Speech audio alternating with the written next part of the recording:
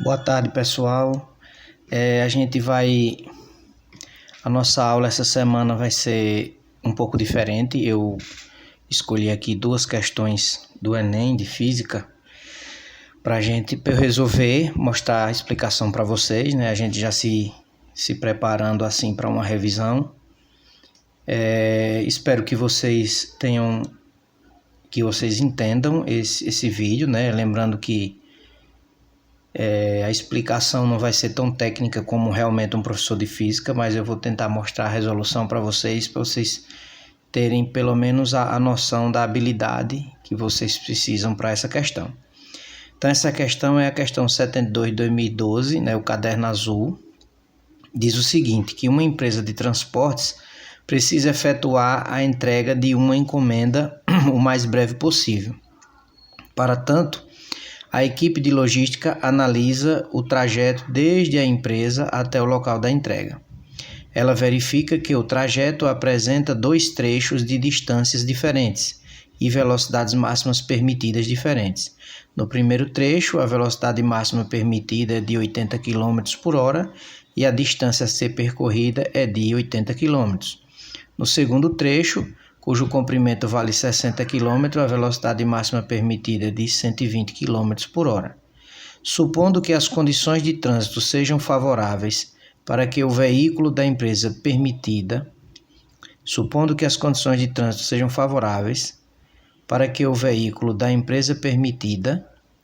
qual será o tempo necessário em horas para a realização da entrega?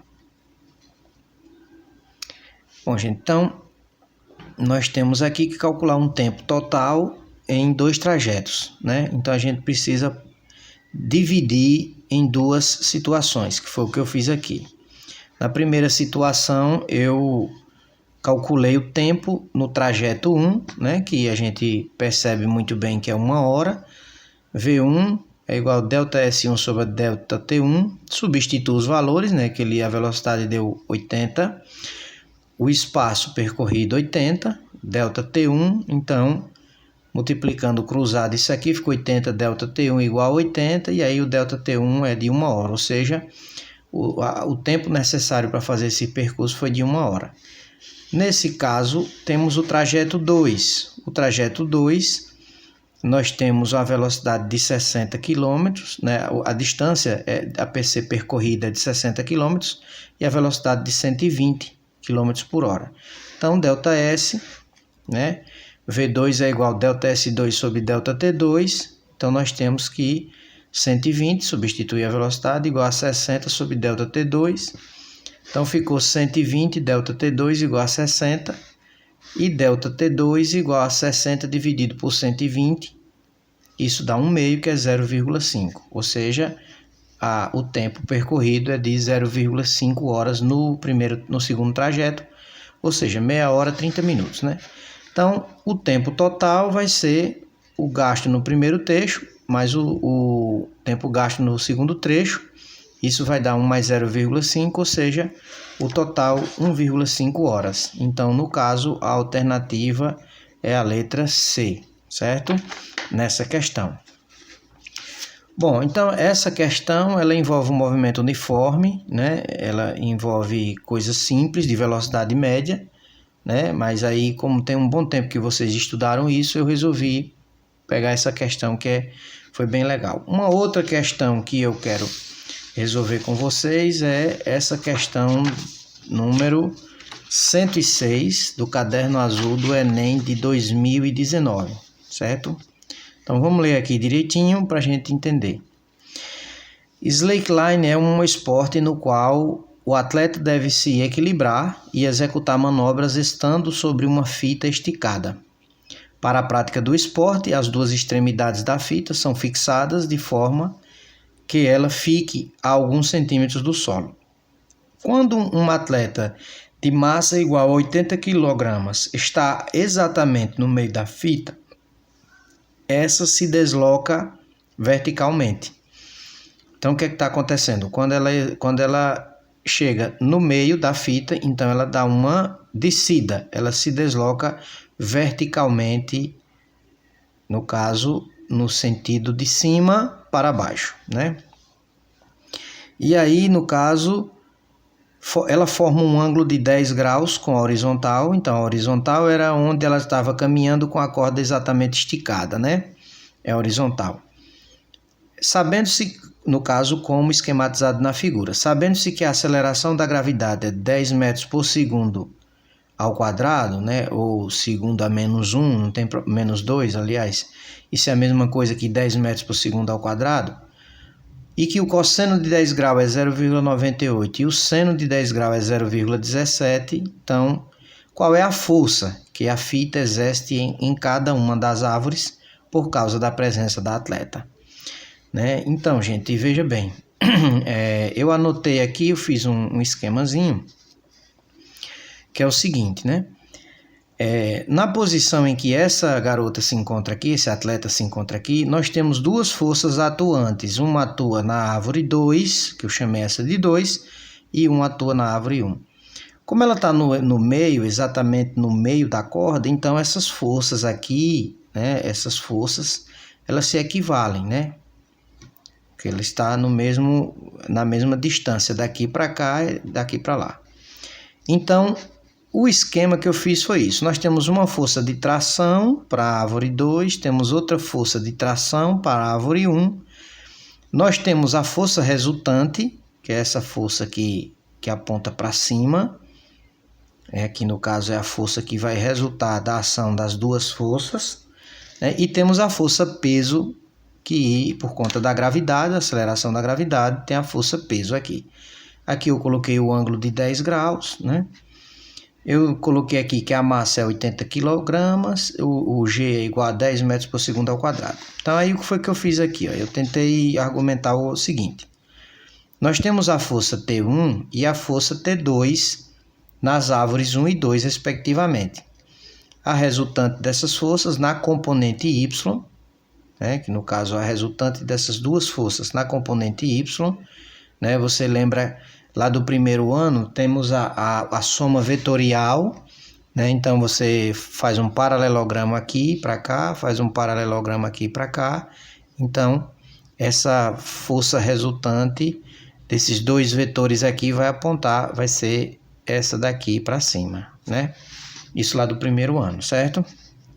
Então, a resultante dessas forças, elas vão estar na componente Y, né? Porque aqui nós temos um movimento horizontal, o movimento horizontal da atleta, mas tem o deslocamento para baixo, que foi, no caso, o deslocamento vertical. Então, nós temos um movimento horizontal, um movimento vertical.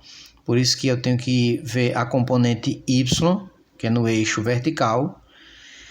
E então, no caso, ou seja, a força resultante é para cima. Agora, como essa moça está em equilíbrio, nesse caso aqui, né? Então nós temos, para esse sistema se manter em equilíbrio, nós temos que a força que está indo para cima tem que ser igual a que está indo para baixo, né? É aí por isso que eu escrevi aqui 2T1 igual a P, né? Porque no caso, essa força aqui é igual a essa, né? Que estão na metade do caminho. Então TY vale P sobre 2.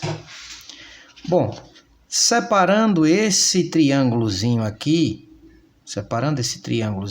colocando ele aqui, eu vou usar o eixo X aqui. No caso, o eixo X, o eixo Y, né? Eixo X, eixo Y aqui formam o ângulo de 90 graus aqui, só que aqui é 10. Aí nós temos esse triângulozinho aqui, que a gente sabe que, no caso, o seno de 10 graus é o cateto oposto sobre a hipotenusa, né? Então, se você pegar o seno de 10 graus, você tem o cateto oposto, que é a tração na componente Y, dividido pela hipotenusa, que é T. Então, você põe um aqui embaixo, multiplica cruzado, vai dar exatamente isso aqui. T de Y igual a T vezes o seno de θ. Então, aí nesse caso, só que T de Y é P sobre 2, né? É o peso sobre 2. P sobre 2 igual a T vezes o seno de θ. Então, resolvendo essa equação aqui, eu consigo descobrir T. Só que P sobre 2, né? P é o peso. Lembre-se que o peso e a massa são diferentes, né? No caso, o peso é massa vezes a aceleração da gravidade, né? O peso é massa vezes a aceleração da gravidade. Então, o peso da pessoa, de uma pessoa de 80 quilos, né? No caso, a massa, né, do atleta é 80 quilos, então dá 800 newtons, né? De força, de peso, da força-peso para ele. Então, daí, no lugar de P, eu colocando 800 dividido por 2 igual a T vezes o seno de 10. O seno de 10 eu sei que é 0,17, né, que foi dado lá. 800 dividido por 2 dá 400, então T é igual a 400 dividido por 0,17. Isso aqui, se você fizer a continha, vai dar 2.400, aproximadamente 2.400. Não vai dar esse valor exato, mas dá aproximadamente 2.400 newtons. Mas aí você vê lá que as alternativas não estão nesse formato e sim nas potências de 10. Então, você contar 1, 2, 3 da direita para a esquerda e colocar em notação científica, dá 2,4 vezes 10 elevado a 3 newton, ou seja, a resposta é a letra D, certo? Bom, gente, então essas foram as duas questões que eu preparei para vocês. Não preparei mais porque tem questões que eu não consegui achar com um assunto que a gente pudesse ter mais facilidade de tratar, né? Que tivesse mais interpretação de coisas que a gente está próximo do nosso estudo, né? Tem questões que tem assuntos que a gente ainda não viu do terceiro ano, e aí eu escolhi algumas para resolver e achei essas duas interessantes, que envolveu, no caso, as velocidades vetoriais, né? As componentes vetoriais, que é interessante, e a velocidade escalar. Certo, gente? Então, eu proponho também na atividade, tem uma questão lá na apostila, tem uma questão para vocês procurarem resolver. Se não conseguir resolver, vocês podem pesquisar na internet que tem a resolução dessa questão também. Inclusive, o professor Marcelo Boaro, ele faz também a resolução dela. É interessante que vocês estudem. Um abraço a todos e até mais.